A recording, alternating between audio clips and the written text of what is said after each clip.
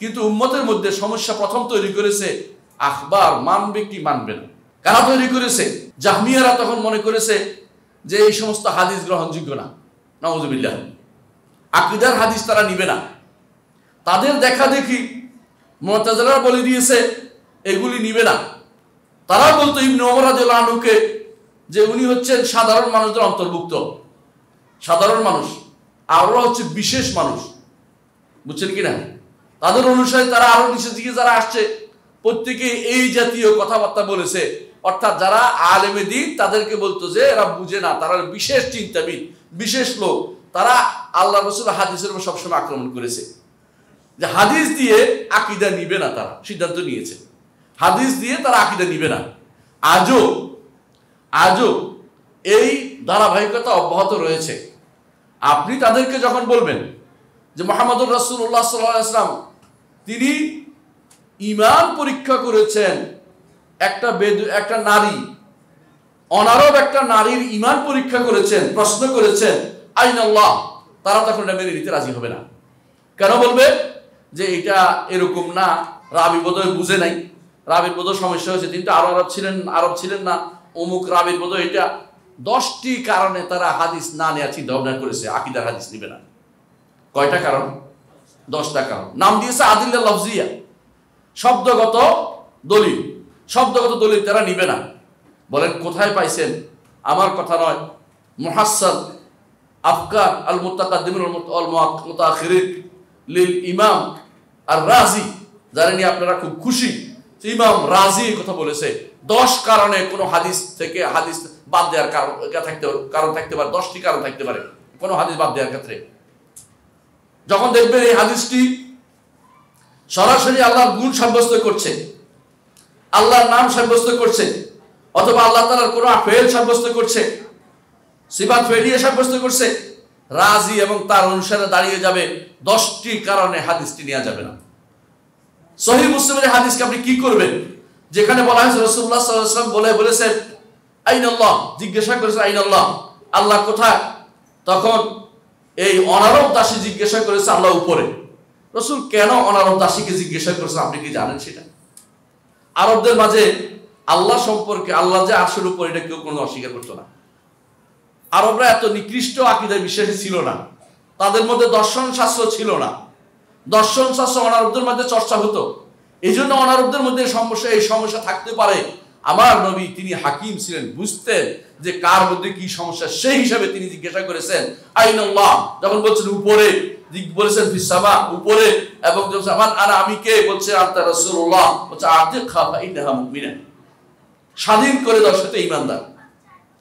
এই হাদিস গলার কাটা হয়েছে কার? আশআরী ফেরকার, মাতুরিদি ফেরকার, কাউসারি ফেরকা, দেওবন্দি ফেরকা। এই হাদিস তারা আজ পর্যন্ত নিতে পারে না। আপনাদের আশেপাশে প্রত্যেকটি মসজিদে জিজ্ঞাসা করবেন হুজুরে আকীদা গ্রহণ করতে রাজি হয় না কেন? হুজুরে হাদিসের বিরুদ্ধে ওনার সন্দেহ নেই। হুজুরে বলবে যে তুমি কি সাক্ষ্য দাও যে আল্লাহ ছাড়া কোনো ইলাহ নেই, এটা জিজ্ঞাসা করেছে, ওইটা জিজ্ঞাসা করে না, অস্বীকার করবে। আরেক হুজুরে বলবে বুখারী তো আনে নাই, মুসলিমে আনছে, এর অর্থ হচ্ছে এটার মধ্যে সমস্যা আছে। আরেক হুজুরও বলবে এই বর্ণনাকারীর মধ্যে অমুক রাবী আছে, তিনি জটিল সমস্যার আক্রান্ত ইত্যাদি, নিজে বসে বসে বানাচ্ছে সন্দেহ। তো ইমাম বুখারী ছাড়াও এই হাদিস তো আরো ইমামরা বর্ণনা করেছেন, সেটারে কি করবেন? শুধু একটা হাদিস নয়, হাজার বর্ণনা, হাজার রিওয়ায়াতে দ্বারা সাব্যস্ত হয়েছে রব্বুল আলামিন হচ্ছেন আরশের উপরে, কিন্তু তারা নিবে না কেন? কারণ হাদিস তাদের কাছে দলিল হিসাবে গ্রহণযোগ্য হচ্ছে না। হাদিস যদি কোনো সাব্যস্ত করে কোনো ব্যক্তি, তাহলে সেই ব্যক্তির আকীদা শুদ্ধ হতে বাধ্য। আর যখন কেউ হাদিসের ব্যাপারে সন্দেহ করবে, আকীদা আর শুদ্ধ হবে না কোনোদিনই। কারণ কোরআনের একটি আয়াতকে বহু রকমের ব্যাখ্যা করা যায়। আব্দুল্লাহ ইবনে মাসউদ রাদিয়াল্লাহু আনহু বলতেন আল কোরআন হাম্মাল, আল কোরআন হাম্মাল, কোরআন বহু অর্থ বহন করে। যখন আলী রাদিয়াল্লাহু আনহু ইবনে আব্বাস রাদিয়াল্লাহু আনহুকে পাঠিয়েছিলেন, যখন তিনি ইবনে আব্বাসকে পাঠিয়েছিলেন মুনাজারা করতে, কার সাথে? খারিজিদের সাথে। তখন তিনি বলে দিয়েছেন যে আমি কি তোমাকে কিছু জিনিস জানিয়ে দিব না, যে যা দিয়ে তুমি মুনাজারা করতে পারো? বলছে হ্যাঁ বলেন। আমার কাছে যা আছে তা আগে বলি, বলে কি তাদের সাথে কোরআন দিয়ে তুমি কোনো তর্ক করবে না, তাদের সাথে তুমি সুন্নাহ নিয়ে, রসুলের আদর্শ নিয়ে, রসুলের সিরত নিয়ে তাদের সাথে তুমি কথা বলবে, রসুল কি বলেছেন, রসুল কি করেছেন সেটা দিয়ে শুধু তাদের সাথে কথা বলবে। তিনি তাদের সাথে দেখা করতে গেছেন, যাই বললেন যে তোমরা কি জন্য আমার চাচাতো ভাইয়ের উপরে কি জন্য তোমরা রাগ করেছ, এটা আগে বলো। চাচাতো ভাই এভাবে বলে আর কি ওনারা, কেন রাগ করেছো এটা বলো। বলছে তিনি এই জন্য রাগ করেছে, তিনি কাফের হয়ে গেছেন, নাউজুবিল্লাহ। কেন? তিনি তো মানুষকে তিনি বিচারক মানেছেন। দলিল ইনিল হুকমু ইল্লা লিল্লাহ, দলিল কত শক্তিশালী, কোরআন থেকে দলিল দিয়েছেন। বলে তিনি কি করেছেন, বিচারক মানছেন নাকি মধ্যস্থতার ব্যবস্থা করেছেন? বলে হ্যাঁ, মধ্যস্থতার ব্যবস্থা করেছেন। বলে তাহলে রাসূলুল্লাহ সাল্লাল্লাহু আলাইহি ওয়াসাল্লাম তিনি যে হুদায়বিয়ার সন্ধিতে মধ্যস্থতার ব্যবস্থা করেছেন অমুক সেটার কি বিধান? কোনো জবাব নাই, কোনো জবাব নাই। কারণ রাসূলের সুন্নাহ হচ্ছে জায়গা মতো, যেখানে আপনার ব্যথা সেখানে ওষুধটা দিয়ে দেয়, একদম ঠিক জায়গা মতো ওষুধটা দিয়ে দেয়। অন্য কিছু আপনি এত সুন্দরভাবে আপনি দলিল দিতে পারবেন না। মুহাম্মদুর রাসূলুল্লাহ সাল্লাল্লাহু আলাইহি ওয়াসাল্লাম হাদিসে এসেছে আল্লাহ তাআলা তিনি আরশের উপরে, একবার না বহু বর্ণনা এসেছে, কিন্তু কোরআনে কারীমে সুম্মাস্তাওয়াল আরশ বলে দিয়েছেন 7 জায়গায়, আর রহমান আল্লাহ আরশ ইস্তাওয়া সহ 7 জায়গায়। সেখানে পূর্ণ একেবারে স্পষ্ট ব্যাখ্যা করে আল্লাহ তাআলা বলে দিয়েছেন, কোরআন রাসূলুল্লাহ সাল্লাল্লাহু আলাইহি ওয়াসাল্লাম বলে দিয়েছেন। এখানে কোনো এদিক সেদিক করার কোনো সুযোগ নাই। কিন্তু যাদের অন্তরে ব্যাধি রয়েছে তারা সুন্নাহকে তাদের দলিল হিসেবে মানতে রাজি নাই। সুন্নাহকে যদি মানে তাহলে আকীদা থেকে বিভ্রান্তি হওয়া যাচ্ছে না, মানে আকীদার বিভ্রান্তি আসে না। সুন্নাহ এই জন্য মানতে, এই জন্য তাদের নাম হচ্ছে আহলুস সুন্নাহ, তাদের নাম হচ্ছে আহলুল হাদিস, যারা হাদিসকে তাদের দলিল হিসেবে সবসময় মাথায় রাখে। হ্যাঁ, সুন্নাহকে, কোরআনকে বুঝতে হলে সুন্নাহর আলোকে শুধুমাত্র বুঝতে, নিজের মন মতো করে ব্যাখ্যা করার কোনো সুযোগ থাকে না। প্রিয় ভাইয়েরা, কোরআনে কারীমে আল্লাহ তাআলা যেই কোনটা দাওয়াত আগে দিতে হবে এটা কিন্তু বলে নাই, এটা আমার নবী বলে দিয়েছেন। প্রত্যেকটি ক্ষেত্রে আপনি দেখেন, আমি একটা করে আসি। জগতের বুকে আপনি যখন একটা কাফেরকে দাওয়াত দিবেন, কোন দাওয়াতটা আগে দিবেন? কিসের দাওয়াত আগে দিবেন? তাওহীদের দাওয়াত। কোথায় পেয়েছেন? রাসূলুল্লাহ সাল্লাল্লাহু আলাইহি ওয়াসাল্লামের আমলে। মক্কার জিন্দেগিতে তিনি কত বছর তিনি দাওয়াত দিয়েছেন? 10টি বছর শুধু তাওহীদের দাওয়াত দিয়েছেন। মদিনার জিন্দেগিতেও তিনি বন্ধ হয় নাই। জীবনের শেষ মুহূর্তে তিনি মুআয ইবনে জাবাল রাদিয়াল্লাহু আনহুকে পাঠিয়েছেন কোথায়? ইয়েমেনে পাঠিয়েছেন।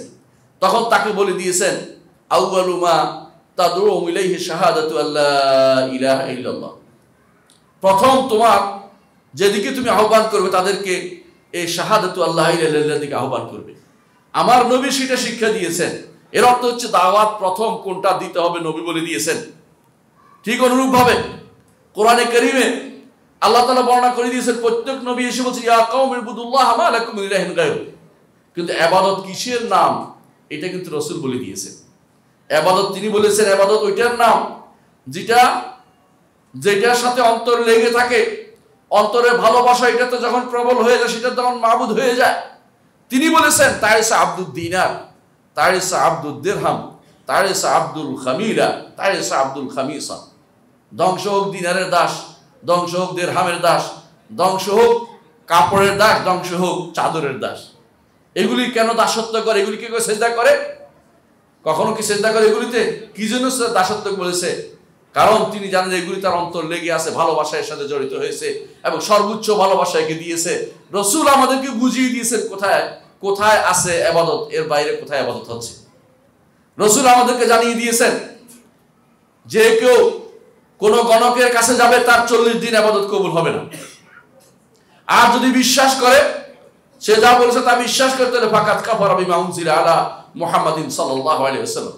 তিনি আমাদেরকে বুঝিয়ে দিলেন যে গায়েবের মালিক হচ্ছে আল্লাহ তাআলা। গায়েবের খবর যে কেউ দাবি করবে সে ব্যক্তি মুশরিক, সে ব্যক্তি মুশরিক, আর কোনো সন্দেহ নেই।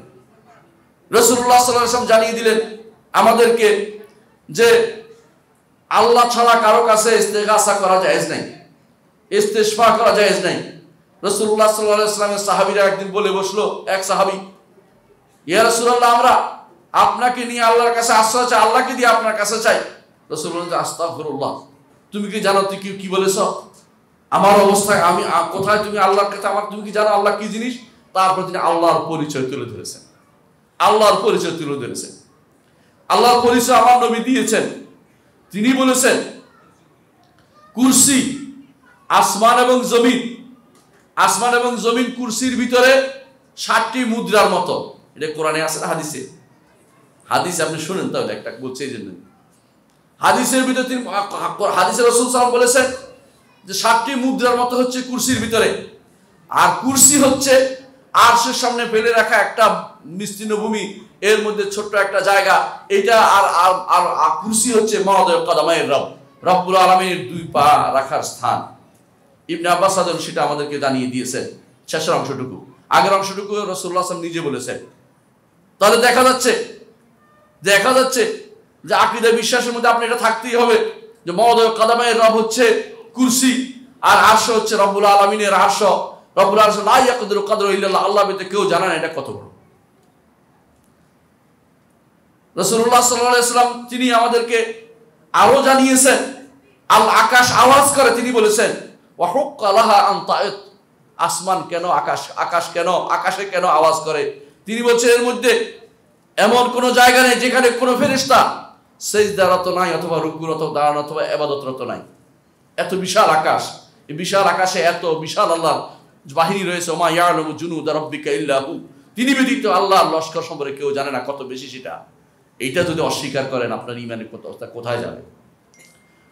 তিনি বলেছেন এই কিতাব নাজিল হয়েছে, তিনি বলেছেন কিতাবগুলি নাজিল হয়েছে কোন রাত্রিতে, কিভাবে নাজিল হয়েছে তিনি বলে দিয়েছেন, আমার নবী বলে দিয়েছেন।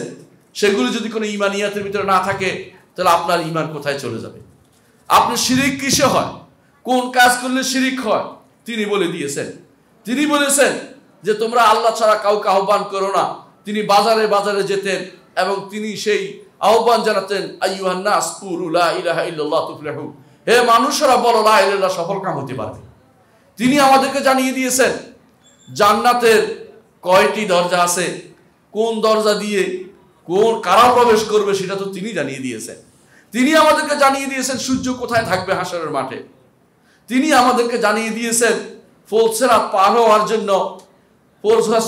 হওয়ার জন্য যে সাঁকোটা তৈরি হয়েছে ওই সাঁকোর অবস্থা কেমন তিনি জানিয়ে দিয়েছেন। কোরআনে আল্লাহ তাআলা বিস্তারিত বলে দেন নাই। সুতরাং আপনি জানেন যে আপনি আমি যতই ঘুরাই না কেন, যতক্ষণ পর্যন্ত সুন্নাহ না মানব ততক্ষণ পর্যন্ত আপনার আকীদা কোনোদিন বিশুদ্ধ হবে না। কারণ আমাদেরকে 2টি উৎস থেকেই সুন্নাহকে আমরা আকীদাকে গ্রহণ করতে হচ্ছে। একটি উৎস আরেকটি উৎসের সম্পূরক, একটার সাথে আরেকটার কোনো বিরোধ নেই। কিন্তু যাদের অন্তরে বক্রতা রয়েছে তারা 2টা কাজ করে। এক নম্বর কি? এক নম্বর হচ্ছে তারা কোরআন এবং সুন্নাহর মধ্যে বিরোধ খোঁজে। যাদের অন্তরে বক্রতা রয়েছে তারা কি করে? কোরআন এবং সুন্নাহর মধ্যে বিরোধ খোঁজে। অথচ ইমাম শাফিঈ রাহমাতুল্লাহ আলাইহি আজ থেকে বহু বছর আগে, ধরেন 1200 বছর 1300 বছর আগে তিনি বলে গেছেন যে আমি চ্যালেঞ্জ করে দিলাম, কেউ যদি কোনো দেখাতে পারে যে কোরআন এবং সহিহ হাদিসের মধ্যে কোনোদিন বিরোধ হয়েছে তাহলে আমার কাছে সেটা নিয়ে আসো, আমি দেখবো। এটা কোনোদিন হতে পারে না। কিন্তু যার অন্তরে বক্রতা আছে সব কিছুতে সে বাঁকা দেখবে। চশমা যদি রঙিন লাগান দুনিয়ার সবকিছু রং দেখতে পাবেন আপনি। এরা যখন হাদিস অস্বীকারী হয়েছে তখন সব কিছুতে তারা অস্বীকার করবে। মনে রাখবেন হাদিসকে যতক্ষণ পর্যন্ত না মানবেন আপনি টু দ্য পয়েন্ট জায়গা মতো আপনি আকীদাকে আপনি ঠিক রাখতে পারবেন না।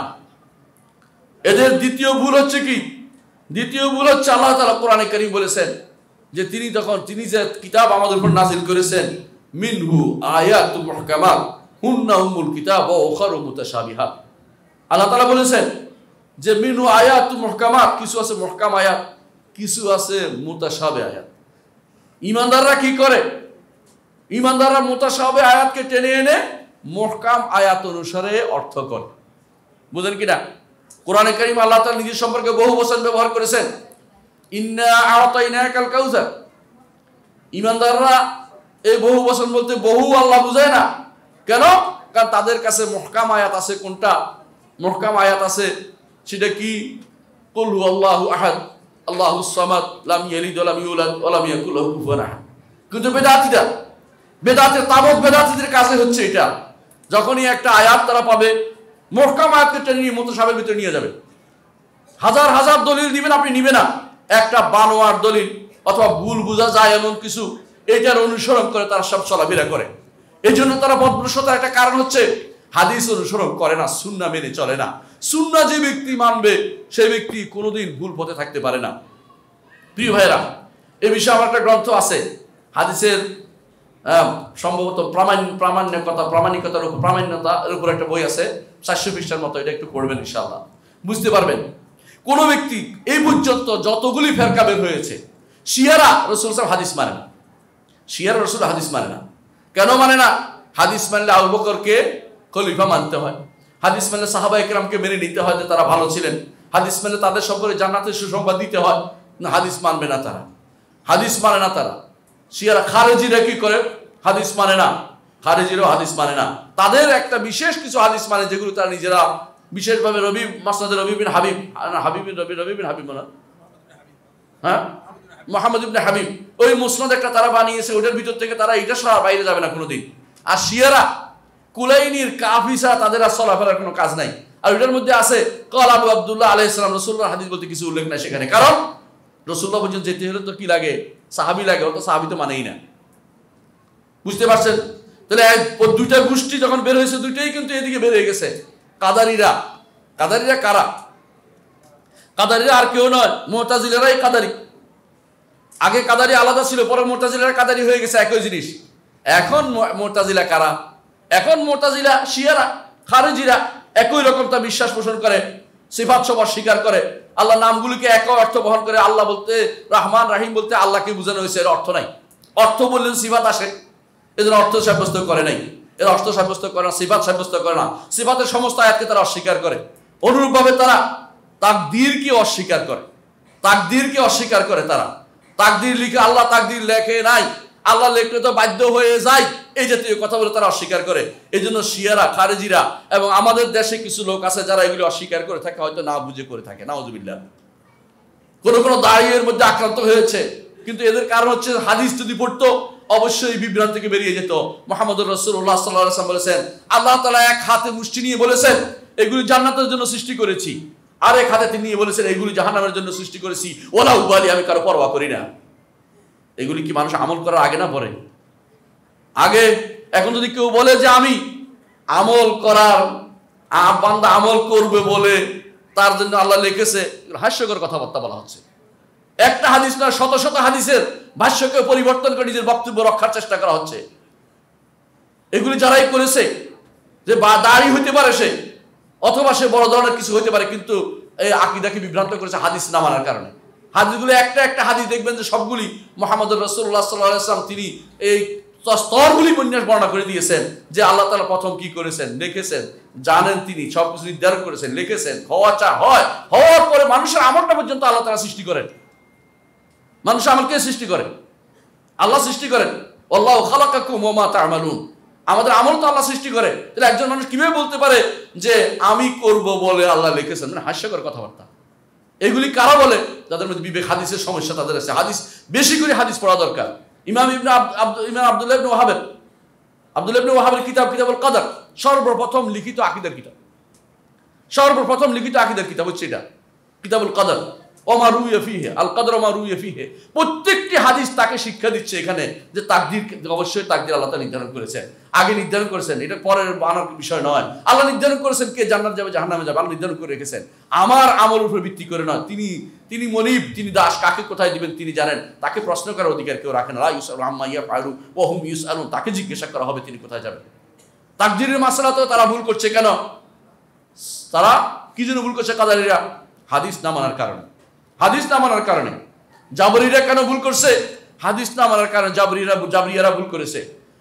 বর্তমান সময়েও যতগুলি ফেরকা বেরিয়েছে তাদের বড় সমস্যা হলো হাদিস। এই জন্য তাদের ইমাম, আমাদের ইমাম বলতে আমি অবশ্যই রাজি না এটাতে, ইবনে তাইমিয়া রাহমাতুল্লাহ, এই জন্য তিনি বলতেন বারবার, ইবনে খাতিবুর রাই তিনি বেশিরভাগ সময় বলতেন। কেন ইবনে খাতিবুর রাই বলতেন? কারণ শেষ জীবনে তিনি তওবা করে ফিরে এসেছেন, এটা সত্য হয় তো আলহামদুলিল্লাহ। না হলে এই ইবনে খাতিবারা তারা স্বীকার করে না, তাদের অনুসারীরা যে ফিরে আসছে স্বীকার করে না। এর অর্থ হচ্ছে তিনি হাদিস না মানার জন্য নতুন নতুন পদ্ধতি আবিষ্কার করেছেন।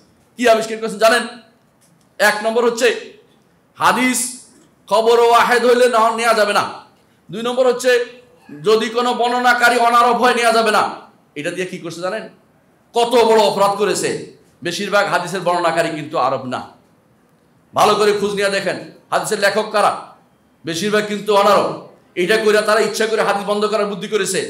3 নম্বর, হয়তোবা এই লোকে ফাসাহাত সম্পর্কে জ্ঞান ছিল না। 4 নম্বর, হয়তোবা রিওয়ায়াত বিল মানা করেছে। 5 নম্বর, হয়তোবা এই লোকের বালাগাতের সমস্যা ছিল। 6 নম্বর, এই লোক সম্ভবত ভাষাগত আকবিসের সিয়াক সাবাক বুঝে নাই। 6 নম্বর, এই জন্য শোনা কথা বর্ণনা করেছে। এই জাতীয় কথাবার্তা বলে 10টা কারণ উল্লেখ করেছে সে তার কিতাবের মধ্যে, যাতে করে হাদিস মুহাম্মদুর রাসূলুল্লাহ সাল্লাল্লাহু আলাইহি ওয়াসাল্লাম হাদিসকে বাদ দেওয়া যায়। প্রিয় ভাইরা, আকীদার বিষয়ে যদি আপনি হাদিসকে পরিত্যাগ করেন, আপনি আকীদার অনেক জিনিসকে আপনি মিলাতে পারবেন না, কোনো কিছু মিলাতে পারবেন না। আমরা জানি আকীদার মূল কিতাব, মূল অংশ কোনটা শুরু হয়েছে, কোন হাদিসটা দিয়ে আকীদার মূল কথা বলা হয়? হাদিস জিবরিল। হাদিসে জিবরিল, হাদিস জিবরিলকে আপনি যখন আপনি অস্বীকার করেন, আপনি কি আকীদার অংশ পাবেন না আমলের অংশ? কোনটার মধ্যে আপনি আছেন? ইমানের 6টি রকম আপনি কোত্থেকে পাবেন?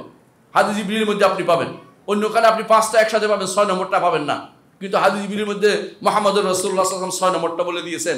এইটা আপনার জন্য দলিল হয়েছে যে ইমানের রকম হচ্ছে 6টা, আর ইসলামের রকম 5টা। হাদিস জিবরিলের মধ্যে মুহাম্মদুর রাসূলুল্লাহ সাল্লাল্লাহু আলাইহি ওয়াসাল্লাম বলেছেন, অন্য হাদিসে বলেছেন বুনিয়াল ইসলামু আলা খামস। কোরআনের কোন আয়াতে আছে বুনিয়াল ইসলামু আলা খামস? কোথায় বলা হয়েছে কোরআনে কারীমে? যদি হাদিস না মানেন, আপনি আকীদাও আমল করতে পারবেন না, তেমনি ভাবে আমলও আপনি যেতে পারবেন না। হাদিস না মানলে আপনার আকীদাও শুদ্ধ হবে না কোনোদিন। কবর আযাব অনেকে মানে না, কি জন্য? কোরআনে আসে নাই। কিন্তু আমি জানি কোরআনে এসেছে। আমি আমার একটা গ্রন্থ নাম হচ্ছে উমদাতুল আহকামের ব্যাখ্যা, এখানে প্রায় 10টি আয়াতের মতো উল্লেখ করেছি, যেখানে ইমামরা যুগে যুগে বলে আসছেন যে এটা দ্বারা কোরআন কবর আযাবকে সাব্যস্ত করা হয়েছে। একটি আয়াত শুধু বলবো, সেটা কি? আল্লাহ তাআলা ফেরাউন সম্পর্কে বলেছেন, আন্নারু ইউরাদুনা আলাইহা গুদুওয়ান ওয়া আশিয়া ওয়া ইয়াওমা তাকুমুস সাআতু আদখিলু আলা ফিরাউনা আশাদ্দাল আযাব। সকাল বিকাল এদেরকে জাহান্নামে ফেলা হয়, এবং যেদিন কিয়ামত কায়েম হবে সেদিন তাদেরকে কঠিন শাস্তি দিতে হবে। আগের আযাবটা কি? আগের আযাবটা কোথায়? কবর আযাব। একটা দুইটা না, এরকম বহু আয়াত আছে কোরআনে কারীমে, একটা দুইটা না 10টির উপরে আয়াত আছে। আমি সেখানে উল্লেখ করেছি, দেখে নেবেন। যে যেখানে উল্লেখ আছিল যে কবর আযাব হচ্ছে, সেখানে আলোচনা সাপেক্ষে চলে আসে, যেন উল্লেখ করেছিলাম। কোরআনে কারীমে আছে, তারপরেও বলি, একেবারে যদি বলে কেউ অস্বীকার করে, সে হাদিস তাকে কি করবে? যারা বলবে যে কবর আযাব নাই, তারা হাদিসের কারণে মানতে চায় না। অনেকে আছে কি মানে না? ফলসেরাত মানে না, এরকমও আছে। অনেকে আছে ওজন মানে না। বর্তমান সময়ে কিছু ডাক্তার এবং তথাকথিত মালেরা বের হয়েছে, ভার্সিটির মালেরা ওজন অস্বীকার করে, ওজন হবে না তাদের কাছে। আবার আজকে আমাকে একজন বলছে যে আল্লাহ তাআলা তো, আজকে গাড়িতে একজন আমাকে বলতেছে আল্লাহ তাআলা তো বলেছে যে তিনি তো কোরআনে কারীম তো আল্লাহ তাআলা বলছেন যে জাহান্নামে যে যাবে খালেদিন বলেছে, স্থায়ী হবে বলছে, খুলুদ বলছে। হাদিসে বলা হচ্ছে যে এক জাররা পরিমাণ ঈমান থাকলে বের হয়ে যাবে। তো দুইটার মধ্যে কন্ট্রাডিক্টরি, সুতরাং আমরা কোরআন নিলাম, হাদিস বাদ দিলাম। আপনার কাছে কি মনে হয়? নাউযুবিল্লাহ। এটা তো আকীদা নষ্ট করা ছাড়া কিছুই নয়। একটার সাথে একটা কোনো বিরোধ নাই। আরবরা খুলুদ বলতে কি বুঝায় একটা শিখতে হবে আগে। খুলুদ বলতে সবসময় আরবরা চিরস্থায়ী বুঝায় না। আরবরা সব খাল্লাদাল্লাহ মুলকা ফুলান, সে ভালো করে জানে যে কয়দিন পরে বেটা মারা যাবে। অমুকের রাজত্ব আল্লাহ চিরস্থায়ী করুক, বেটাই তো থাকবে না, বেটা রাজ থাকবে কোথেকে? সবাই জানে এটার অর্থ। এটার অর্থ অনেক দিন থাকা বুঝায়। হ্যাঁ, আর আলেমরা এটার অর্থ, সমস্ত মুফাসসিররা এটাই করেছেন। আল্লাহ, এটাই হচ্ছে এটার মূল শাস্তি। আল্লাহ তাআলা ইচ্ছা করলে এই শাস্তি দিতেও পারেন, তিনি নাও দিতে পারেন। কারণ ক্ষমা করে দেয়া হচ্ছে মহৎ ব্যক্তির লক্ষণ, যিনি মহত্বতা ব্যবহার করে ক্ষমা করে দিয়ে থাকেন। সুতরাং এর অর্থ এই নয় যে চিরস্থায়ী জাহান্নামে যাবে। এটা আল্লাহ তাআলা বলছেন, আমি তো পাই নাই। একজন বলতেছে ওয়াইস, তিনি ওয়াজ করে বেড়ান জায়গায় জায়গায় এবং চিৎকার করে বলতেছেন, আমি তো পাই নাই জাহান্নাম থেকে কেউ বের হবে, তুই পাবি কোথায়? আবার বলতেছে, তুই পড়ালেখা করলে তো পাইতি। আবার বলতেছে, আমি তো পাই নাই কি জান্নাতে নামাজ পড়লে জান্নাতে যাবে, তিনি পায় না জান্নাতে নামাজ পড়লে জান্নাতে যাবে না। আরো বলতেছে, সবচেয়ে বড় গুনাহ হচ্ছে কোরআন না পড়া। সবচেয়ে বড় গুনাহ কি? শিরক। কেন মানে না? কারণ হাদিস হচ্ছে মানবে না, সে কোরআন না পড়া কি পাইছে? কোরআন সবচেয়ে বড় গুনাহ হচ্ছে কোরআন না পড়া। কোত্থেকে পায়? যেখানে রাসূলুল্লাহ সাল্লাল্লাহু আলাইহি ওয়াসাল্লাম নিজে বলেছেন, আকবারুল কাবায়ের আশরিকু বিল্লাহ, বড় কবিরা হচ্ছে আল্লাহর সাথে শরীক করা। এখানে সব ভুলে গেছে, এখন সে কোরআন না পড়ার দিকে চলে গেছে।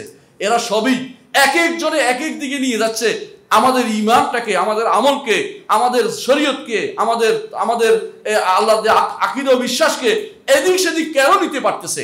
একমাত্র কারণে সুন্নাহকে যথাযথ আঁকড়ে না ধরা। একটা বড় কারণ আমি দেখছি আমার জীবনে পরীক্ষিত সত্য হচ্ছে, সুন্নাহ যদি কেউ মেনে নেয়, এবং হাদিসকে যদি কোনো জীবনে উৎস বানায় যে আমি হাদিস অনুসারে বিচার করবো, হাদিস অনুসারে পড়বো, তাহলে বুঝতে পারবেন সে ব্যক্তি পথভ্রষ্ট হবে না। এই জন্য আল্লাহ তাআলা কোরআনে কারীমে আমাদেরকে আগেই সাবধান করে দিয়েছেন, ওমাই ইউশাকিকুর রাসূলা মিন বাদি মা তাবায়্যানাল হুদা ওয়া ইয়াত্তাবি গায়রা সাবিলিল মুমিনিন নুওয়াল্লিহি মা তাওয়াল্লা নুসলিহি জাহান্নাম ওয়া সাআত মাসীরা। চিন্তা করে দেখেছেন? ওমাই ইউশাকিকুর রাসূলা, রাসূলের বিরোধিতা করবে, মিন বাদি মা তাবায়্যানাল হুদা, স্পষ্ট জানছে রাসূলের কথা এটা। ওমাই ইউশাকিকুর রাসূল মিন বাদি মা তাবায়্যানাল হুদা, তারপরে কি হবে? ওমাই ইউশাকিকুর মিন বাদি মা তাবায়্যানাল হুদা ওয়া ইয়াত্তাবি গায়রা সাবিলিল মুমিনিন, ঈমানদারদের পথের বাইরে চলবে। এই ঈমানদার কারা? এই ঈমানদার মুহাম্মদুর রাসূলুল্লাহ সাল্লাল্লাহু আলাইহি ওয়াসাল্লাম, সাহাবীরা সর্বপ্রথম, সবার আগে তারা, কোনো সন্দেহ নাই। মুমিন বললে সর্বপ্রথম কারা? সাহাবায়ে কেরাম রাদিয়াল্লাহু তাদের পথের বাইরে চলবে। তারা কি করত? প্রত্যেকটি বিষয়ে মুহাম্মদুর রাসূলুল্লাহ সাল্লাল্লাহু আলাইহি ওয়াসাল্লামকে জিজ্ঞাসা করত। একটি উদাহরণ দিয়ে বুঝাবো। রাসূলুল্লাহ সাল্লাল্লাহু আলাইহি ওয়াসাল্লামের কাছে, তার স্ত্রীর কাছে একদিন আয়েশা রাদিয়াল্লাহু আনহার কাছে এক বুড়ি আসলো। বুড়ি এসে বলল, ইস্তাঈযু বিল্লাহি মিন আযাবিল কবর, আল্লাহর আযাব, কবর আযাব থেকে আল্লাহর কাছে আশ্রয় চাও। তো আয়েশা রাদিয়াল্লাহু আনহা তার স্বভাবগত অভ্যাসে বলে বললেন যে ইহুদিদের কবরে আযাব হয়। তো উনি চলে গেছে, এমন সময় রাসূলুল্লাহ সাল্লাল্লাহু আলাইহি ওয়াসাল্লাম ঢুকলেন। ইয়া রাসূলুল্লাহ, এক ইহুদি মহিলা আসে বলতেছে যে কবর আযাব থেকে আল্লাহর কাছে আশ্রয় চাও। হ্যাঁ, কবর আযাব আছে তো, কবর আল্লাহর কাছে আশ্রয় চাও। রাসূলুল্লাহ তাকে শিখিয়ে দিলেন। রাসূলুল্লাহ জানিয়ে জিজ্ঞাসা করতেছেন, এই সমস্যার সমাধানে কোরআন খুঁজে বের করতে বলে নাই? যারা এরকম কোরআন খুঁজে বের করতে বলে যে অমুক জিনিস কোরআন থেকে বের করে নিয়ে আসো, হাদিস থেকে বের, তার সবগুলো পথভ্রষ্ট মনে রাখবেন। হাদিস থেকে আনতে, কোরআন থেকে আনতে পারবে না। কোরআন থেকে সব সমস্যার সমাধান খুঁজে পাবে না। হ্যাঁ, কোরআনের ইঙ্গিত দেওয়া হয়েছে, কোরআনের সরাহাতান বলে দেয় না, এই কটা কি করতে হবে ওইটা কিন্তু বলে দেয় নাই। কোরআনে বলে দিয়েছে এইটা করতে হবে ওইটা করতে হবে, সালাত পড়তে হবে বলতে হবে। যেমন আমি ওইদিকে যাচ্ছি না, কারণ এটা আওয়ামের, কিন্তু আখবারের কথা বলতেছি আমি, খবর আকীদার কথা যেগুলি কোরআনে কারীমে বলা হয়েছে আপনি অন্যখানে কোথাও খুঁজে সেটা পাবেন না। অবশ্যই আপনাকে কোরআনে কারীমের এটা ভাষ্য, হাদিস দ্বারা আপনি বের করতে পাবেন যে আকীদার মূল জিনিস হাদিসে যদি নাও থাকে, কোরআনে যদি নাও থাকে, হাদিস দ্বারা প্রমাণিত হয়েছে। রাসূলুল্লাহ সাল্লাল্লাহু আলাইহি ওয়াসাল্লাম বলেছেন, একটা হাদিস বলি, রাসূলুল্লাহ সাল্লাল্লাহু আলাইহি ওয়াসাল্লাম বলেছেন জাহান্নাম বলতে থাকবে আমাকে আরো দাও, আরো দাও, আরো দাও। জাহান্নাম বলতে থাকবে আরো দাও, আরো দাও। জাহান্নাম বলতে থাকবে, তখন আল্লাহ তাআলা কি বলবেন? আল্লাহ তাআলা তারপর তিনি হাত্তা ইয়াদাল জব্বারু কাদামা, জব্বার রব্বুল আলামিন তিনি তার পা রাখবেন, তিনি তার কদম রাখবেন। এইটা হচ্ছে হাদিস, বুঝছেন তো? এটা দ্বারা কি বোঝা গেল? রব্বুল আলামিনের পা আছে এবং সেই পা তিনি জাহান্নামের উপর রাখবেন, এটা বোঝা গেছে। এটা ঈমান আনতে হবে, কারণ হাদিস, এটা যদি ঈমান না আনে আপনি কাফের হয়ে যাবেন। রাসূলের হাদিস বিশুদ্ধ হাদিস এবং সনদ দিয়ে বিশুদ্ধ হাদিস হলে এটাকে উল্টানো যায় না। এটা অস্বীকার করা কাফের হয়ে যায়, ঈমান আপনার ঠিক থাকবে না, আপনার আকীদা নষ্ট হয়ে যাবে। কিন্তু আপনার দোসররা আশেপাশে বসবাস করে, ওরা কি বলবে? বলবে না, আল্লাহ তো মানুষ বানায় ফেলছে, ওরা দেহবাদী লোকেরা। হ্যাঁ, ওরা আমাদের মসজিদকে মাঝে মধ্যে বলে যে মসজিদের তো মূর্তির ঘর, নাউযুবিল্লাহ, এই জাতীয় কথাবার্তা বলে। একজন তো আমাকে তো আফসোস করে বলতেছে আমি আমাদের মসজিদকে এরা খারাপ কথা বলছে। আল্লাহর কাছে বিচার দিয়ে রাখেন, আর কিছু করতে পারলাম না। মুক্ত অনেক কথাই বলতে পারে। আল্লাহর কাছে একদিন, যেদিন আল্লাহর সামনে সেদিন আমি কি, রাসূল কি বলেছে সেটার জন্য তাদেরকে জিজ্ঞাসা করা হবে, কারে বাদ করেছো, কিভাবে করেছো, এটা প্রশ্ন তো সবাইকে দিতে হবে সেদিন। তারা কি বলছে শোনেন, তারা একদল বলতেছে যে জাব্বার নামক বিশাল একটা সৃষ্টি করবে আল্লাহ, সেটাকে দিয়ে জাহান্নাম পূরণ করে দিবে। নাউযুবিল্লাহ। চিন্তা করে দেখছেন, রব্বুল আলামিনের নাম জাব্বার, এটা না হইয়া জাব্বার মানুষ মারে গেছে। আরেক দল বলে যে না, রিজলুম মিন জারাব, কদে হাত্তা ইয়াদা জাব্বার রিজলাহু, বুঝাইছে পঙ্গপাল বাহিনী ঢুকাই দিবে। পঙ্গপাল, আরে পঙ্গপালে তো 100টা ঢুকাইলে তো একটা মানুষের মতো হয় না।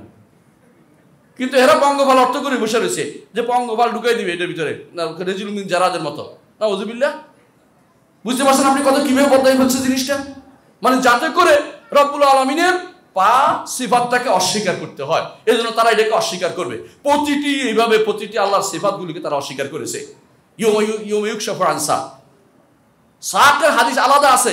এই আয়াতের যদি ব্যাখ্যা দুইটা ধরেও আমি মেনে নিলাম, কিন্তু অন্য হাদিসে, মুসলিমের হাদিসে কি করবেন? যেখানে রাসূলুল্লাহ সাল্লাল্লাহু আলাইহি ওয়াসাল্লাম বলেছেন হাশরের মাঠে যখন প্রত্যেকটি প্রাণীকে বলা হবে তোমরা তোমাদের যার ইচ্ছা অনুসরণ করে জাহান্নামে চলে যাও, যার যার ইবাদত করতে তার অনুসরণ করে জাহান্নামে চলে যাও, তাদের মতো করে তৈরি করে দেবে, লেফট রাইট করতে করতে ওর পিছনে জাহান্নামে চলে যাবে সবাই। এটা তো মুসলিমের হাদিস, বুখারীর হাদিস। এটাকে কি দিয়ে বদলাবে আমাকে বলেন? এটা যদি না থাকে আপনি কিভাবে বিচার করবেন? বিচার কেমনি হবে? আপনি কোথায় পাবেন বিচারের বিস্তারিত চিত্র? আপনি কোথায় পাবেন? বিস্তারিত চিত্র তো মুহাম্মদ রাসূলুল্লাহ সাল্লাল্লাহু আলাইহি ওয়াসাল্লাম হাদিসের মধ্যে পাবেন। এর বাইরে যদি আপনি নিয়ে আসেন, আপনি কোথাও বিস্তারিত চিত্র খুঁজে পাবেন না। এই জন্য বেশিরভাগই তো অস্বীকার করছে, বেশিরভাগই অস্বীকার করছে। দাজ্জালের নাম কোরআনে কারিমের কোথাও আছে? কোথায় আছে? হাদিসের মধ্যে আছে। প্রতিদিন আমরা সালাতের মধ্যে দাজ্জাল থেকে আশ্রয় প্রার্থনা করছি, আছে তো এরকম। তারপরে শেষে আগুন বের হবে, এটা কোথায় আছে কোরআনে কারিমের? অথচ আপনি যদি না মানেন তো আপনি তো ইমানের হচ্ছে না, কারণ ইমান এটা একটা ইমানের একটা অংশ, যে একটা আগুন বের হবে যা দুনিয়ার হাসরের জন্য মানুষকে একত্রিত করে ফেলবে, এবং সেটা হবে সিরিয়া বা এলাকা, বাইতুল মাকদিস এলাকার মধ্যে হবে। এটা রাসূলুল্লাহ সাল্লাল্লাহু আলাইহি ওয়াসাল্লাম হাদিসে সাব্যস্ত হয়েছে। তাহলে বোঝা গেল এইভাবে তারা অস্বীকার করছে। এখানে দেখেন কি করেছে, রেজিলের জায়গাতে একটু জিজ্ঞাসা করেন তো, আপনি তো রেজিলের ইয়া করলেন, অপব্যাখ্যা করলেন, যেখানে কদম আসছে এখানে কি করবেন? রেজিল এবং কদম একটা একটা সমার্থবোধক, দুইটা হাদিসে আসছে, আপনি কি করবেন? এখন আর কোনো জবাব নাই তাদের। এর অধিকাংশ যখন বলা হয় রব্বুল আলামিনের দুই হাত আছে, তারা অস্বীকার করে, কি বলে? যে এটা কুদরত, অর্থাৎ ক্ষমতা। কিন্তু মুহাম্মদুর রাসূলুল্লাহ সাল্লাল্লাহু আলাইহি ওয়াসাল্লাম বলেছেন যে আল্লাহ তাআলা নিজ হাতে তিনি তাওরাত লিখেছেন, তাওরাত লিখেছেন, এটা হাদিসে সাব্যস্ত, এবং নিজ হাতে তিনি গাছ রোপণ করেছেন জান্নাতুল খুলদের মধ্যে। এটার এই হাদিসগুলি কি করবেন? হ্যাঁ, কোরআনে কারিমে তো এটার প্রশ্ন স্পষ্ট আসছে, দুই হাতের কথা। কোথায়? ইয়া ইবলিসু মা মানাকা আন তাসজুদা লিমা খালাকতু বিয়াদাইয়া। ইবলিস, তোমাকে কে নিষেধ করলো যাকে আমি আমার দুই হাতে সৃষ্টি করেছি? এটা কি দুই কুদরত হয়? দুই কুদরত হয় কোনোদিন? দুই কুদরত বলা যায়? কুদরত কি আল্লাহ দুইটা মাত্র? কি থেকে অর্থ করে এগুলি? মানুষ যতক্ষণ পর্যন্ত হাদিস যদি কোনো মানার ক্ষেত্রে কারো সামান্যতম দ্বিধা থাকবে, ততক্ষণ পর্যন্ত হেদায়েত পাবে না, ইমানদার হতে পারবে না। আল্লাহর বাণী সত্য, এটা বুঝে নেন। ফালা ওয়া রাব্বিকা লা ইউমিনুনা, ফালা ওয়া রাব্বিকা, আপনার রবের শপথ করে বলছি, ইমানদার হতে পারবে না। হাত্তা ইউহাক্কিমুকা ফিমা শাজারা বাইনাহুম, তাদের মধ্যে যা ঘটেছে, তাদের মধ্যে যা ঘটবে এই ব্যাপারে আপনাকে ফয়সালাকারী না বানাবে। কাকে? মুহাম্মদুর রাসূলুল্লাহ সাল্লাল্লাহু আলাইহি ওয়াসাল্লামকে। তিনি যা বলবেন সেটাই নিতে হবে, কোনো রকমের দ্বিধা বাক্য ছাড়া। কি? সুম্মা লা ইয়াজিদু ফি আনফুসিহিম হারাজাম মিম্মা কাদাইতা, আপনি যে ফয়সালা দিবেন, আপনি যে ঘোষণা দিবেন, আপনি যা জানিয়ে দিবেন, এর বাইরে তাদের কোনো ফয়সালা থাকতে পারে না। ওয়া ইউসাল্লিমু তাসলিমা, মানার মতো মানতে হবে। নিজের অপব্যাখ্যা অথবা অর্থহীন করা কোনোটাই চলবে না। এগুলি আমাদের সমাজে প্রচলিত হয়ে আছে। একটা বিশাল গোষ্ঠী, আমাকে একজনকে বললাম যে আল্লাহ তাআলা নিকট আসমানে নেমে আসেন, এটা হাদিস দ্বারা সাব্যস্ত। এদের লাভ কি হচ্ছে? তিনি আমাকে ডাকেন, আপনাকে ডাকেন, তিনি আমাকে আপনাকে ডাকেন, কি ডেকে বলেন? হাল মিন মুস্তাগফিরিন ফাগফিরাল্লাহ, এমন কেউ কি আছে যে ক্ষমা চাইবে, আমি তাকে ক্ষমা করে দিব? এমন কেউ কি আছে যে আমার কাছে কিছু আমি তাকে দিব? এমন কেউ কি আছে যে আমার কাছে দোয়া করে আমি তাকে দোয়া কবুল করব? এই সুযোগ আপনি হারাচ্ছেন কখন? ঈমান আপনার নাই যখন, তখন। আপনি ঈমান নাই, আল্লাহ নেমে আসে, ঈমান নাই, আপনি কি মনে করেন আল্লাহর রহমত নেমে আসে? আল্লাহর রহমত নেমে আসে এটা বলেন আপনি। এবং এইগুলি কারা বলে? আপনার আশেপাশে বিশাল বিশাল মাদ্রাসা খুলে বসে আছে, আপনার ছেলেদেরকে এভাবে নষ্ট করছে, আপনি তো কিছু বলেন না এগুলোর ব্যাপারে। কারণ আপনি তো মনে করেন আপনার ছেলে আলেম হচ্ছে, আপনার আলেম হচ্ছে না, জালেম হচ্ছে। এগুলি আমি ইমানকে নষ্ট করছে। আব্দুল্লাহ জাহাঙ্গীর রহমতুল্লাহ আলাইহির এখানে বলতেই হচ্ছে, এক ছেলে, ভালো আকীদার মানুষ, এক বেটা, তিনি তার ছেলেকে ভর্তি করাইছেন। ছেলে কয়দিন পরে এমনভাবে বেরিয়ে আসছে, ওনার ইমান নিয়ে টানাটানি শুরু হয়ে গেছে। উনি বলতে, তারা এখানে ভর্তি করাইলাম, শুনলে আপনার আসেন দেখা। আরে আমি তো ভাই ওদিকে নাই, আমি তো এদিকে, আমার এখানে তো ভর্তি করার নাই। করা না, এটা পুরোটা আপনি আসেন দেখে ভর্তি করাইছি, আমি এখন মহাবিপদে আছি। কি ছেলে বাজা পাই যে আমার সব ইমান আমার নষ্ট করে দিচ্ছে। আল্লাহ সব সিফাত অস্বীকার করে সে, কারণ সে এখন তথাকথিত অমুক বিন তমুকের বই বের হয়েছে, ওগুলি অনুসরণ করে। আব্দুল্লাহ জাহাঙ্গীরের বই তো সে পড়ে না, কারণ এরা এখানে বসে সারাক্ষণ আব্দুল্লাহ জাহাঙ্গীর বুঝতো না। আব্দুল্লাহ জাহাঙ্গীর তো সরকারি মাদ্রাসায় পড়ছে, আব্দুল্লাহ জাহাঙ্গীর তো বিদেশে পড়ছে, সৌদি আরব পড়ছে। আব্দুল্লাহ জাহাঙ্গীর তো আমাদের মানহাজে পড়ে নাই, আমাদের মাস্টাকে পড়ে নাই, অমুক হুজুরত্ব থেকে শিষ্যত্ব গ্রহণ করে নাই, অমুক দেশের নাগরিক হয়ে আসে নাই। এই জাতীয় সারাক্ষণ বলতে থাকে, ওনার বিরুদ্ধে বিশুদ্ধার করতে থাকে। এই সমস্ত জায়গা থেকে আলেম হবে কোনোদিন? কারণ তৈরি হবে একটা দুষ্ট তৈরি হবে তারা এখানে। এরকম প্রত্যেক জায়গাতে আপনারা দেখবেন এরা সব সময় কোরআন এবং সুন্নাহর বিরুদ্ধে, জেনে হোক না জেনে হোক, কোরআন এবং সুন্নাহর বিরুদ্ধে কাজ করছে। যেখানে আল্লাহ রাব্বুল আলামিন তার নিজের ব্যাপারে কোরআনে কারিমে বহু আয়াত তার নিজের ব্যাপারে বর্ণনা করেছেন, এবং ঈমান আনতে হলে কি করতে হবে, শিরিক কেমনে হয় এটা বর্ণনা করেছে। সেখানে তাদের কাছে অনেক কিছু শিরিক নেই। আপনি কি জানেন আমলি শিরিক তাদের কাছে শিরিক না? আমলি শিরিক বুঝেন? আমলি শিরিক হচ্ছে বিশ্বাসের পরে আমল আছে। কবরের কাছে জবে করলে কি হয়?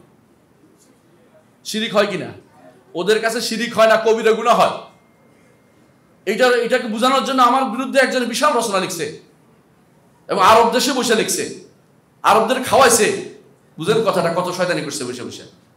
মানে তাদের নিকট আপনি আমলি যেটা করবেন যতক্ষণ পর্যন্ত আল্লাহ দুইজন মনে না করবেন ততক্ষণ পর্যন্ত আপনার শিরিক হয় নাই। মানে শাইখুল ইসলাম মুহাম্মদ বিন আব্দুল ওয়াহাব রাহমাতুল্লাহ আলাইহির কিতাবুত তাওহীদ তাদের কাছে শিরক কোনো তাওহীদের কিতাব না, এটা হচ্ছে জোর বাড়াবাড়ি করা হয়েছে। ওদের কিতাবের মধ্যে লেখা আছে যে কানা শাইখুল ইসলাম ইবনে তাইমিয়া কানা শাইখুল ইসলাম মুহাম্মদ বিন আব্দুল ওয়াহাব বলিদান, তিনি বলদ ছিলেন, নাউযুবিল্লাহ। ওদের কিতাবের মধ্যে লেখা আছে এটা। আশ্চর্য হচ্ছেন না আপনি? বুখারীর তাফসীর, বুখারীর ব্যাখ্যা লিখতে যায় এটা লিখছে শাইখুল ইসলাম মুহাম্মদ বিন আব্দুল ওয়াহাবের বিরুদ্ধে লিখছে এটা। একটা দুইটা আরো একজন ফতোয়া শামী নামক এখানে লেখা আছে শাইখুল ইসলাম মুহাম্মদ বিন আব্দুল ওয়াহাবের বাড়িতে খারেজি, তাদের কিতাবের মধ্যে এইভাবে লেখে। ওরা আপনি কোথায় পাবেন? হেদায়েতের পথ কোথায় হারিয়ে ফেলেছে ওরা, জানেন? শুধু কতক্ষণ ইবাদত করতে পারলে যে উনি মুহাদ্দিস হয়েছে, বড় আলেম হয়ে গেছে তা কিন্তু না। মানহাজ অবশ্যই শুদ্ধ হইতে হয়, মানহাজ অবশ্যই শুদ্ধ হইতে, আকীদা শুদ্ধ হইতে হবে। এবং আকীদা ও মানহাজ শুদ্ধ করতে হলে হাদিসের ব্যাখ্যা, হাদিসকে যথাযথভাবে গ্রহণ করে নিতে হবে। সারা বছর 30 বছর হুজুরে বুখারী পড়ায়, কিন্তু বুখারীতে কিতাবুত তাওহীদ উনি মন দিয়ে পড়ায় নাই।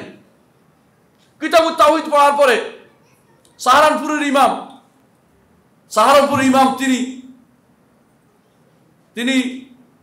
তিনি সঠিক পথে চলে এসেছেন। আপনি জানেন সেই ব্যক্তির নাম মনে আসছে না এই মুহূর্তে। তিনি এই সঠিক পথে চলে এসেছেন। সাহারানপুরে তিনি মুহাদ্দিস ছিলেন বহু বছর। কিতাবুত তাওহীদ ইমাম বুখারী কি বলছেন দেখার দরকার। ইমাম বুখারী রাহমাতুল্লাহ আলাইহি, ইউনুস জনপুরির কথা বলছি, সাহারানপুর ইমাম ইউনুস জনপুরি রাহমাতুল্লাহ আলাইহি, ওনার কিতাবটা আমি বের করতেছি, ইনশাআল্লাহ দেখবেন আপনারা আশ্চর্য হবেন যে উনি কতটুকু হক পথের প্রতীক হয়ে গেছিলেন শুধু ইমাম বুখারীর কিতাব এটা। অথচ এই বুখারী কিতাব তারা 30 বছর ধরে পড়ায়, কিন্তু তাদের কাছে কিতাবুত তাওহীদ থেকে হেদায়েত নেওয়ার মতো অবস্থা তৈরি হয় না। আগে থেকেই তো মন রাখছে যে হাদিস থেকে আকীদা নেওয়া যাবে না। হাদিস থেকে আকীদা না নিলে আপনি কোত্থেকে আকীদা নেবেন? হাদিস থেকে আকীদা বিশ্বাসের বিস্তারিত তথ্য আপনাকে নিতে হবে।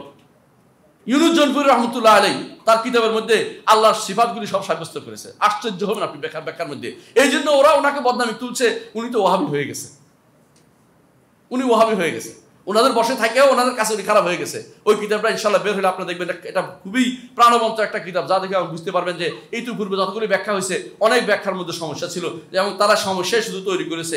তারা মনে করেছে একটা হাদিস আসলে কিভাবে হাদিসটাকে অর্থ শূন্য করা যায়, কিভাবে ভিন্ন অর্থ করা যায়, কিভাবে কোনো রকমে এটাকে মানুষের সামনে তুলে ধরা না যায়, ওইটাই হচ্ছে তাদের কাছে ইলমের জায়গা না। এটা ইলমের জায়গা নয়, এটা হচ্ছে জাহাল।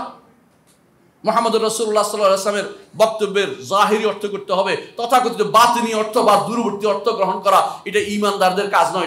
এটা হচ্ছে তথাকথিত ফাসিক ফাজির এবং তথাকথিত যারা ওই সমস্ত লোকদের কাজ, যারা বেদাতি, ওদের কাজ। এটা ঈমানদারের কাজ হতে পারে না। ঈমানদার কি করে? ইন্নামা কানা কাউলুহুম ইযা দু'উ ইলাল্লাহি ওয়া রাসূলিহি ইয়াকুলু সামি'না ওয়া আতা'না, সামি'না ওয়া আতা'না। আমরা শুনলাম এবং আমরা আনুগত্য করলাম, শুনলাম এবং মেনে নিলাম, এর বাইরে তারা যেতে পারে না। সুতরাং মনে রাখবেন, সুন্নাত ছাড়া আপনি আকীদাকে পরিপূর্ণভাবে প্রতিষ্ঠা করতে পারবেন না। কারণ মৃত্যুর পরের সুন্নাহকে আপনি যদি মেনে নেন, মৃত্যুর আগের সুন্নাহ কে মানবে? কথা বুঝেন না, এটা আলাদা কথা। এটা কি জানেন? ওদের কিতাবের মধ্যে কবর আযাব থেকে কিছু জিনিস আছে ওরা মানে, কারা? আশারি মাতুরিদীরা মানে। কিন্তু কবর আযাব অর্থাৎ দুনিয়া জীবনে থাকতে আপনার কোনো হাদিসের এখান থেকে হাদিস আসবে না, এখানে হাদিস নিবে না। ও এই জন্য ওদের কিতাবের মধ্যে আপনি আকায়েদে নাসফিয়া, এখানে আলেমরা আছে জিজ্ঞাসা করেন, সেখানে আল্লাহ ওই যতক্ষণ পর্যন্ত মানুষ মরে না গেছে ততক্ষণ পর্যন্ত একটা হাদিস দিয়ে দলিল দেওয়া হয় নাই। ততক্ষণ তো মরে না গেছে ততক্ষণ তো হাদিস দলিল দেয় না। মরার আগ পর্যন্ত কি দিয়ে? ক্বালাল হুকামা, হ্যাঁ, ক্বালাল হুকামা, ক্বালাল ফালাসিফা, মুতাকাদ্দিমুন, আগে যারা আছে তারা চলে গেছে, এগুলি বলেছে। একবারও বলে না ক্বাল আল্লাহ ক্বাল রাসূল, তাদের মুখ দিয়ে বের হয় না, কারণ তাদের কাছে এগুলি দলিল হয় না, আদিল্লা লফজিয়া কোনো দলিল হয় না। নাউযুবিল্লাহ। বুঝতে পারছেন সমস্যাটা কোথায়? গোড়ায় সমস্যা। আপনি যদি কোনো বলেন যে কবর আযাব হইতে পারে, মানেন সেটা তো আর সবগুলি তো আপনাকে মুতাওয়াতির দেওয়া হয় নাই, সেগুলি মানতেছেন আপনি। সবাই মানে না, শুধুমাত্র আশারি মাত্র এগুলি মানে। কিন্তু আর অনেকগুলো আছে মুতাজিলারা কবর আযাব একদম অস্বীকার করে। তারা ওজনকে অস্বীকার করে, ওজন আছে না, ওজন করা হবে এটা অস্বীকার করে। তারা কি করে? তারা আল্লাহকে বাক্কাল না ফাউয়াল, আল্লাহ কেন ওজন করবে? বাক্কাল ফাউয়াল বুঝে? তরকারি বিক্রেতা নাকি? আল্লাহকে তরকারি বিক্রেতা না, কি জন্য ওজন করবেন? নাউযুবিল্লাহ। এখানে রাসূলুল্লাহ সাল্লাল্লাহু আলাইহি ওয়াসাল্লাম বলেছেন একটা কার্ড হবে, যে কার্ডের বিপরীতে 99টা আমল উপরে উঠে যাবে, কার্ড ভারী হয়ে যাবে। সেখানে স্পষ্ট পাল্লার কথা বলা হচ্ছে। আর এটাকে আল্লাহকে বাক্কাল না ফাউয়াল এটা বলতে পারে? ঈমানদার বলতে পারে এই কথা? রাসূলুল্লাহ সাল্লাল্লাহু আলাইহি ওয়াসাল্লাম হাদিসকে অস্বীকারী ছাড়া কে এটা বলবে? মনে রাখবেন, যতক্ষণ পর্যন্ত আপনি রাসূলুল্লাহ সাল্লাল্লাহু আলাইহি ওয়াসাল্লাম হাদিসকে আঁকড়ে ধরবেন, আল্লাহ তাআলা আপনার জন্য হেদায়েতের পথটা মুক্ত রাখবেন। আর যখনই আপনি হাদিস থেকে দূরে সরে যাবেন, যখনই আপনি ভাগ করবেন, এবারে মুতাওয়াতির মানে আহাদ মানি না, অথবা যেটা আমার বিবেক ধরে এটা মানি, বিবেকে না ধরলে মানি না, এই জাতীয় কথাবার্তাগুলো আপনি যখন বলবেন কিছু হাদিস মানি, কিছু হাদিস মানি না, এটা কিন্তু বর্তমানে একটা ট্রেন্ড বের হয়েছে। কি মানি? বলে যে যেটা কোরআনের পক্ষে আসে এটা মানি, কোরআনের বিপক্ষে গেলে এটা মানি না। কোথায় পাইছেন আপনি? কোরআনের বিপক্ষে একটাও যায় না। কোন হাদিস কোরআনের বিপক্ষে? আপনার দুর্বলতার কারণে, আপনি না বুঝার কারণে আপনি ভুল বুঝতেছেন। আপনি ভুল বুঝার বিষয়টা স্বাভাবিক। যার চোখ নষ্ট সে আঙ্গুরের মতো দেখে সবকিছু গোলা দেখে। পৃথিবী কি গোলা নাকি? পৃথিবী গোলা না। আপনার চোখ নষ্ট হয়েছে। আপনার আয়নার মধ্যে যদি কোনো ময়লা থাকে, আপনি বুঝবেন যে সারা দুনিয়া কেবল ময়লা, প্রতিদিনই কেবল যে ময়লা ঘর। কিন্তু যখন আয়নাটা পরিষ্কার করে বদলাই ফেলবেন, দেখবেন যে ময়লা ঘর না, ময়লা আপনার চোখে ছিল আগে। এরা শুধু বিরোধ দেখে। কোরআন সুন্নাহর মধ্যে কোনোদিন, কোরআন এবং সহিহ সুন্নাহর মধ্যে কোনোদিন বিরোধ হয় না। আকীদার জন্য কোরআন এবং সুন্নাহ একটার সাথে সম্পূরক, একটার বিরোধী কোনোদিন হতে পারে না। যে ব্যক্তি বলবে একটার বিরোধী হচ্ছে, তার শয়তানে পেয়েছে, এটা বিশ্বাস করুন আপনারা। প্রিয় ভাইয়েরা, আমি আমার বক্তব্য দীর্ঘ করবো না। আমি তো এটাই বলবো, আকীদার জন্য প্রত্যেকটি হাদিস আমাদেরকে সহিহ হলেই সেটা আমার আকীদার উৎস, এবং সেটাকে নিতে হবে, আকীদা হিসেবে নিতে হবে। কোন রকমের আকলের বিরোধিতা হয়েছে বলে বাদ দেওয়া যাবে না, অথবা বলা যাবে না যে এটা কোরআনের বিরোধী হয়েছে, অথবা বলা যাবে না যে হাদিস অন্য হাদিসের বিরোধিতা হয়েছে, অথবা এটা বলা যাবে না যে এই কথা তো আগে কেউ বলে নাই, বা আমি তো শুনি নাই, বা এটা শুনলে তো সমস্যা হচ্ছে। এই জাতীয় কথা বলে কোনোদিনই কোনো হাদিসকে আকীদার জন্য, হাদিসকে যদি মনে করেন যে আকীদার হাদিস লাগবে না, তাহলে আপনি ঈমানদার হতে পারেন নাই। বরং আকীদা সাব্যস্ত করার জন্য হাদিস আপনার লাগবে। হাদিস যখন শুদ্ধ হয়ে যাবে, তখন আর কোনো কিছু দরকার লাগবে না। ইজা জারা নাহরুল্লাহে বাতালা নাহরু মাকিল। আমাদের আরবরা আরেকটা প্রবাদ বলে, সেটা কি বলে? হ্যাঁ, তাজাওয়াজাল কান্তারা, যদি কেউ কান্তারা পার হয়ে যায়, ফালা তাসাল আনহু, তার ফেরা জিজ্ঞাসা করার দরকার লাগে না। হাদিস যদি শুদ্ধ হয়ে যাবে, আসার যদি শুদ্ধ হয়ে যায় সাহাবা কিরাম থেকে, এটাকে মেনে নিতে হবে, আকীদার একটা উৎস হিসেবে গ্রহণ করে নিতে হবে। কোনো রকমের বাড়াবাড়ি করা যাবে না। আল্লাহ আমাদের তৌফিক দান করুন। আসসালামু আলাইকুম ওয়া রাহমাতুল্লাহি ওয়া বারাকাতুহু।